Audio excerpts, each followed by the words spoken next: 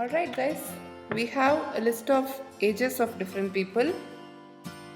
See, there are some ages we had checked using the count functionality. Let us check once again probably. Ages dot count of 12. See, it returns 2. Whereas ages dot count of 70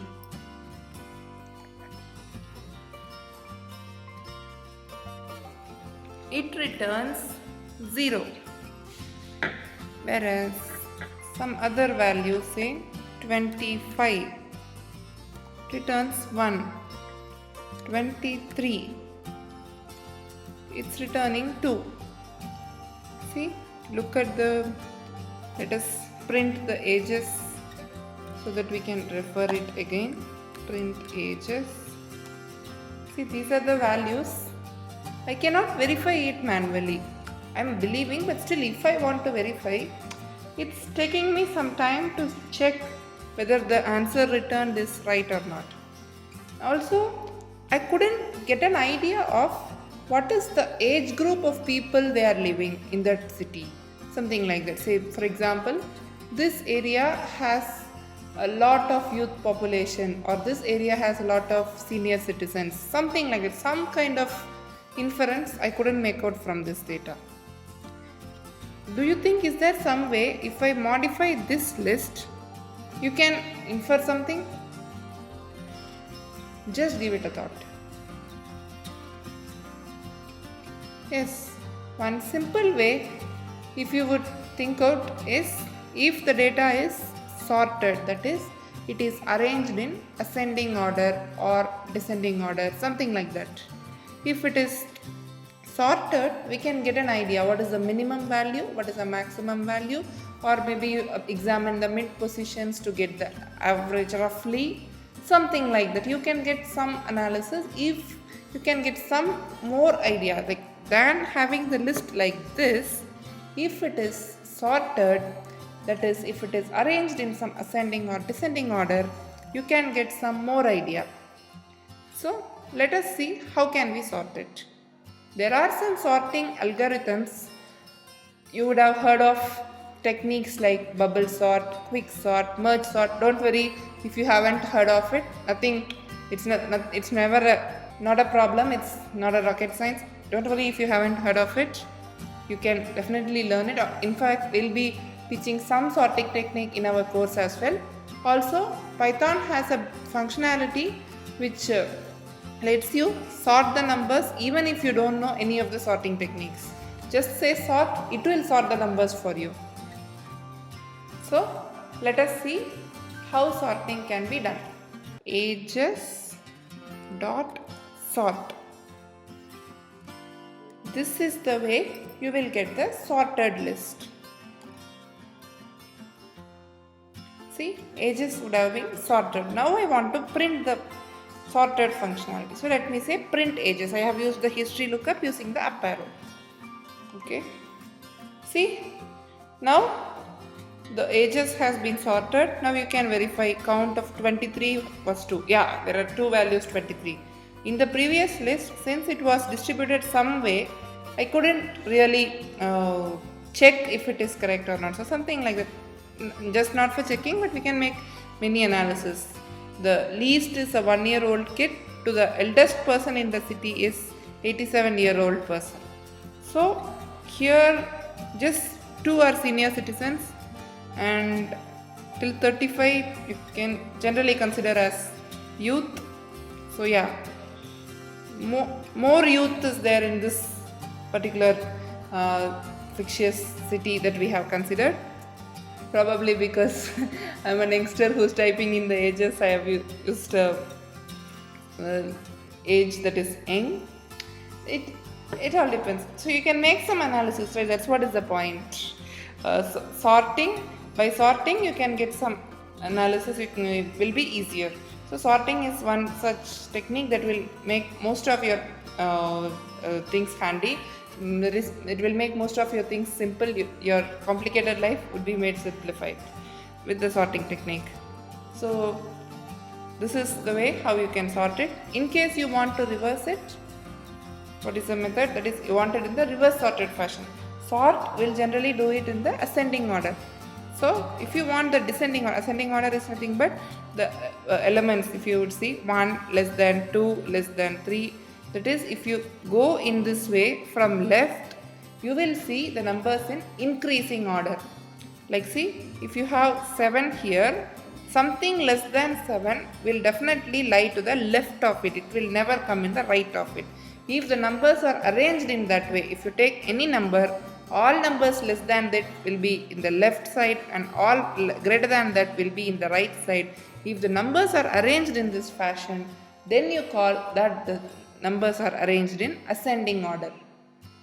And if you want the numbers to be arranged in descending order, what is the way? Just think for some time, you will get the idea. I hope you got the idea. Nothing. Just if you would print this thing in the reverse order, it is descending order. Descending order is nothing but, as I had said, if you would scan from the left, the numbers will go in the decreasing trend. So 87, if I say in the reverse order, 87, 82, 57, 42. See, if at this point 42, the numbers that are before it, that is, if you would read it from the left to right, if you assume that it's a left to right, in that case you will get the numbers on the left will be greater than it and the numbers on the right will be less than it. If this is true for all numbers in that sequence, this is what we call as a sequence mathematically. In nothing but a list. In that list, if all numbers are like this, then you call that the list is sorted in descending order. Descending is decreasing order, ascending is increasing order. Ascend and descend, they say, right? For mountain, if you are climbing up the mountain, they call it as ascend, and climbing down the mountain is called the descent, right? So that's how the name comes, ascending order and the descending order. So let us see how can we make it descending order. As I had said, by reversing the list, that is, by reading in the reverse order, you are getting it. So can we reverse the list? Yes, we can. There is a functionality called reverse. Let us see that. Ages dot reverse. Reverse. See, it got reversed. So let us print it now. See, as I had said, it is in the reverse order, 87, 82, 57 and so on. It is in the reverse order. It is now in the descending order. So by reversing again back, you will get the ascending order. So you alternately keep reversing, you will get ascending and descending order. Once you apply sort, you will get the ascending order. And if you keep reversing, you will toggle between ascending and descending order. Okay, this ordering of numbers comes handy in many situations, and please note this method by which you can use a built-in Python functionality to perform this sorting operation. That is arranging in a particular order. That is what you call as sorting technically, sorting operation. Fine.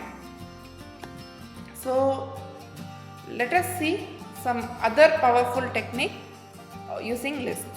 For that, let me consider some other data set, the student data set that I had said you. Let us have some data. Okay, students data set. Let me just have some fictitious data. Students equal to some names. Let me say, I had to use double quotes, sorry. Arun. I'll say Rajesh. I'll say, for example, Harish. Some 3 girls. Akanksha.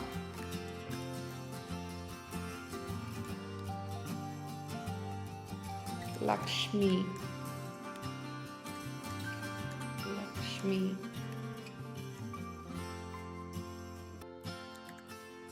Varsha. Some names. I have taken some list of students. Are they first sorted? I don't think so. I had just randomly entered the names. See, why do I sort them? Because that's how generally we store, right, in academic records. In an alphabetical order, they'll be arranged, and that is called the attendance order. So let me sort them. We have just now learned how to sort. We'll apply the technique. Students dot sort. So they would have been sorted. So let us print students. Yeah, they have been sorted. Akanksha, Arun, Harish, Lakshmi, Rajesh, Varsha. So these are the students we have in our class. Just assume that. So in that, let us assign the roll numbers to them. Let us say, as I had said, you can have it as 0. Generally our roll numbers will start from 1, but computers start from 0. So to counter that, you can either make changes in your programs as you write code in the future, or you can intelligently insert some dummy values at the 0th position. That is, the first value that you see is index 0. At 0th index, insert some dummy value. Then you can manage this as 1, 2, 3. So let us do this way of managing this as 1, 2, 3 by inserting a dummy value in the 0th position. So let me say, let us insert the course name, for example.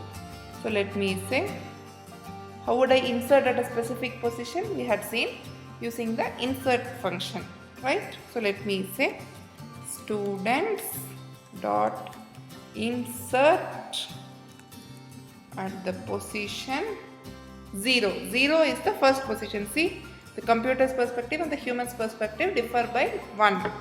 So for first position for humans is 0th index for computer. So at 0th position, let me insert the course name, for example, JOC. This is our course name. I have inserted it. Right? Now let me print. See, I have inserted it, a dummy variable. Right? And now I wanted to extract a subset of students. What do I mean by that? There are some 6 students in my data set, in my class basically. Data set is something, but in my data, 6 students I have considered, some 6 random names I have considered. There are some 6 students. I want to extract subset, that is a few of them only. I don't want to consider every one of them. So how would I do that? This is a special operation called slicing. Let me write that for you. Slicing.